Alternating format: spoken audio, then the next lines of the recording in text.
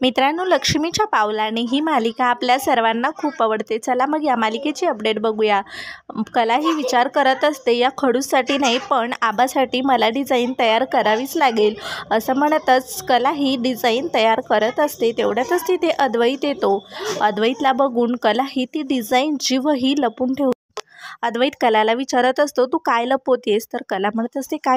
कला म्हणत असते, मी सामानाची यादी बनवत आहे। अद्वैत म्हणत असतो, गुड, आज स्वयंपाक तू खूप छान केला आणि थँक्यू म्हणायसाठी आलो, पण एक जे आपल्याला जमतं तेच करा। सामानाची यादी बनवणं आणि ज्वेलरी डिझाईन करणं यामध्ये खूप फरक आहे आणि तू तेच करत जा जे तुला जमतं आणि नको त्या गोष्टीमध्ये ना खूपसं जाऊ नको असं अद्वैत कलाला म्हणत असतो। कलाही मात्र गपचूपपणे अद्वैतकडे बघत असते। तर कला म्हणत असते, न विचारल्याबद्दल सल्ला दिला त्याबद्दल थँक्यू असं म्हणतच अद्वैत तिथून निघून जातो।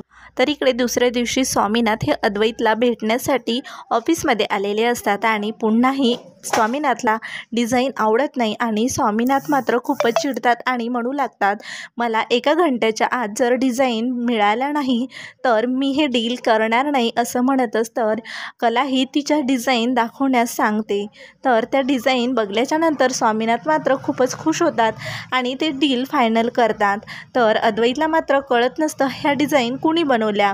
तर अद्वैत हा स्वामीनाथ गेल्याच्या नंतर ऑफिसमधल्या मुलीला आतमध्ये बोलवतो केबिनमध्ये आणि तिला विचारतो, ह्या डिझाईन कुणी बनवल्या? तर ती मुलगी म्हणत असते की कला मॅडमने ह्या डिझाईन बनवल्या। ते ऐकून अद्वैत मात्र कलाचं खूप कौतुक करत असतो आणि अद्वैत मात्र खूप खुश झालेला असतो। तर कलासुद्धा खूपच खुश झालेली असते, कारण तिला आबा आणि तिने हे सर्व काही आबामुळे केलेलं असतं, कारण आबाला तिला खुश करायचं होतं म्हणून। तर पुढील भागामध्ये अद्वैत आणि कला हे दोघेजण एकमेकांकडे प्रेमाने बघत असतात।